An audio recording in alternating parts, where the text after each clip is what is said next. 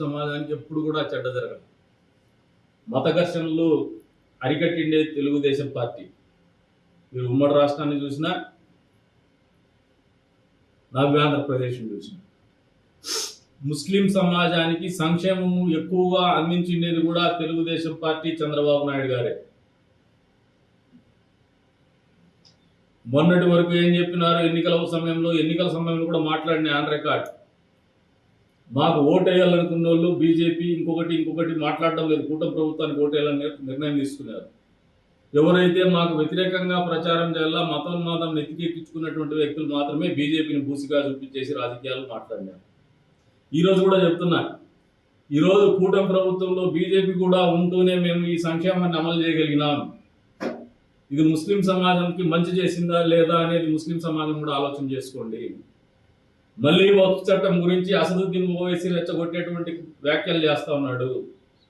ఈ రోజున అసదుద్దీన్ ఓవైసీ ఆలోచన చేసుకోవాల్సింది, ఈ రాష్ట్రంలో వక్ఫ్ చట్టం ఏ స్థాయిలో ఉన్నా కూడా ముస్లింల ఆస్తుల పరిరక్షణకు తెలుగుదేశం పార్టీ, కూటమి ప్రభుత్వం కట్టుబడి ఉంది అనేది వాస్తవం అని చెప్పేసి కూడా ఈ సందర్భంగా తెలియజేస్తున్నాం. వాళ్ళ హక్కులు కానీ వాళ్ళ ఆస్తులు కానీ కోల్పోయేటువంటి పరిస్థితులు వస్తే మొదటిగా స్పందించేది చంద్రబాబు నాయుడు గారు, తెలుగుదేశం ప్రభుత్వం, కూటమి ప్రభుత్వం అని చెప్పేసి కూడా ప్రజలకు తెలియజెప్తున్నాం. ప్రత్యేకించి ముస్లిం సమాజానికి తెలియజెప్తాం.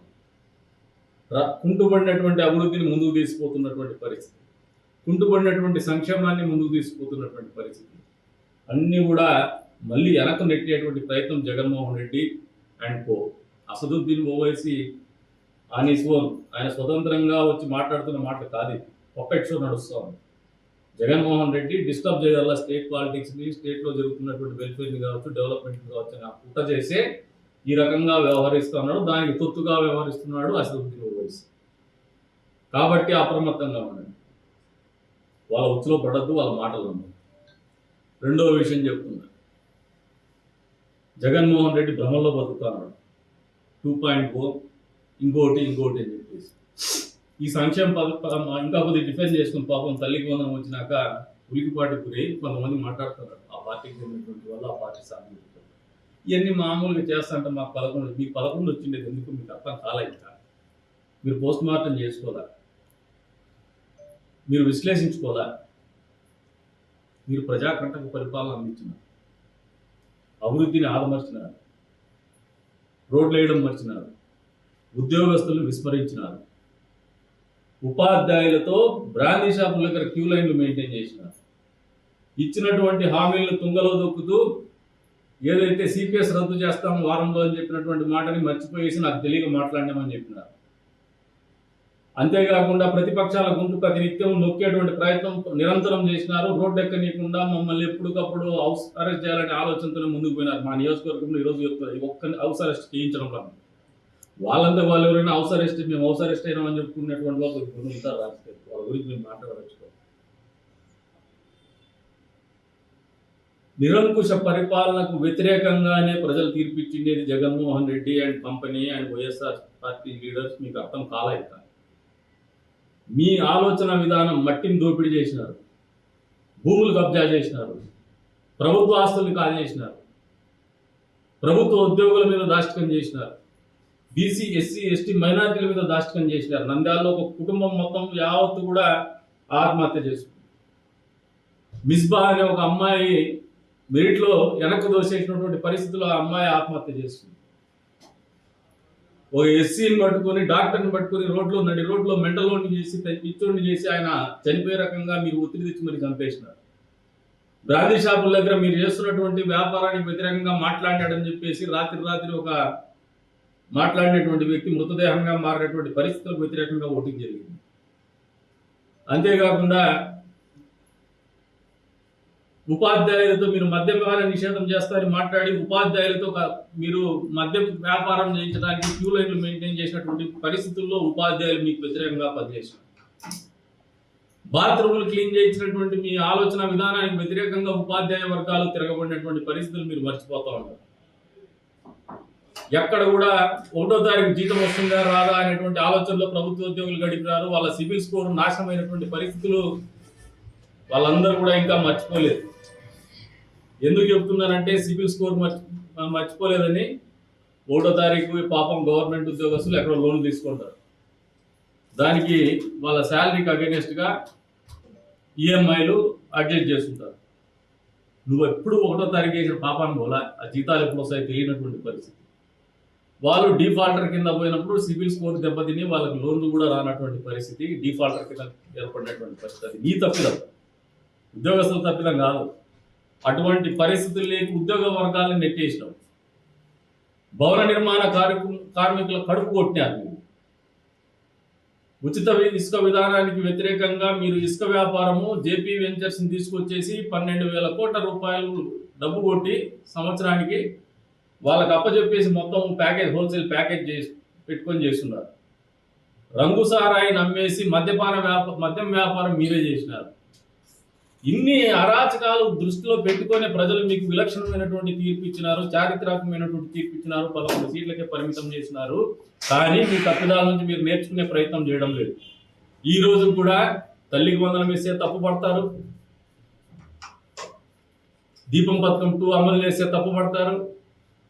ఇచ్చినటువంటి మాట కట్టుబడి 4,000 రూపాయలు పెన్షన్ 3 నెలల ముందు చెప్పినామని చెప్పేసి మొదటి నెలలోనే 1వ తారీఖున 7,000 రూపాయలు ఇచ్చినా మీకు సంతోషం రాదు, మీకు కనువిప్పు కాదు.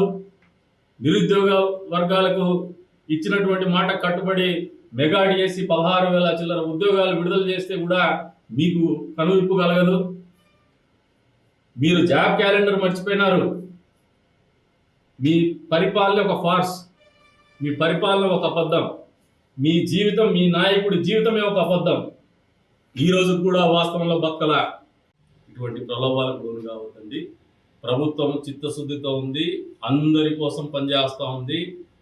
ఈ రాష్ట్రంలో ఉన్నటువంటి ప్రతి పౌరుడికి హక్కులకు భంగం వాటిలో కలగకుండా చూడాలనే ఆలోచనతోనే చంద్రబాబు నాయుడు గారి పరిపాలన ఉంటుంది. లా అండ్ ఆర్డర్ మీరు ఆలోచన చేసుకోండి. 1 ఇయర్లు గడిచిన 1 ఇయర్లో భయపడతా ఉండేది ఎవరంటే దొంగలు, భయపడతా ఉండేది ఎవరంటే కబ్జాకోరులు, భయపడతా ఉండేది ఎవరంటే ప్రభుత్వ భూములు కొట్టేసినటువంటి వాళ్ళు, భయపడతా ఉండేది ఎవరంటే దళారులు, భయపడతా ఉండేది ఎవరంటే పోలీసుని, రెవెన్యూని అడ్డం పెట్టుకుని ఆస్తులు కూడా పెట్టినటువంటి వాళ్ళు, మతాన్ని అడ్డం పెట్టుకుని రాజకీయం చేసినటువంటి వాళ్ళు, మతం ముసుగులో మేము ఏమైనా చేయొచ్చని బెదిరించుకున్నటువంటి వాళ్ళు.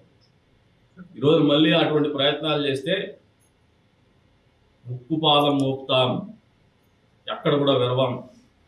శాంతి భద్రతలు కానీ, ప్రజా జీవితం కానీ, శాంతియుతంగా జరిగే విధానం కానీ ఎక్కడ కూడా లోపభూయిష్టంగా ఉండే విధంగా మా పరిపాలన ఉండదని నిజాయితీగా, నికార్సుగా తెలియజెప్తున్నాం. ఇప్పటికైనా వైఎస్ఆర్సీపీ పార్టీ నాయకులు, కార్యకర్తలు మారమని చెప్పేసి హెచ్చరిస్తా ఉన్నాం. ఇదే ధోరణి ఉంటే 11 సీట్లు ఇచ్చినారు. మీరు ఇప్పుడు కూడా విశ్లేషించుకోలే, మళ్ళీ చెప్తాను. ఇప్పటికి కూడా ప్రజల్ని మోసం చేయాలా, రెచ్చగొట్టాలా, మత విద్వేషాలు రెచ్చగొట్టాలా, తద్వారా రాజకీయ లబ్ధి పొందాలనే ఆలోచనతో ఉన్నారు. తస్మాత్ జాగ్రత్త, ప్రజలు చాలా మిగిలింది. మేము కూడా ఎప్పటికప్పుడు ఎడ్యుకేట్ చేసేటువంటి పరిస్థితులు ఖచ్చితంగా చేస్తూనే ఉంటాం. నిరంతరం ప్రజలతో వాస్తవాలు తెలియజెప్పే ప్రయత్నం చేస్తూనే ఉంటాం. మేము చేసే ప్రతి పని కూడా ప్రజలకు తెలియజెప్తాం. పారదర్శకత అన్ని విభాగాల్లో కూడా పారదర్శకత వచ్చింది. వ్యాపారంలో కానీ, రియల్ ఎస్టేట్లో కానీ. రియల్ ఎస్టేట్ గురించి చెప్తారు, ఎక్కడుంది ఆ రియల్ ఎస్టేట్? దొంగ భూములు, దొంగ పనులు. ఒక్కటంటే ఒక్కటి చూపించండి. గడిచిన 5 సంవత్సరాల్లో మీరు ఎప్పుడైనా ఒక అప్రూవ్డ్ లేఅవుట్ ఏదైనా చేసినారా?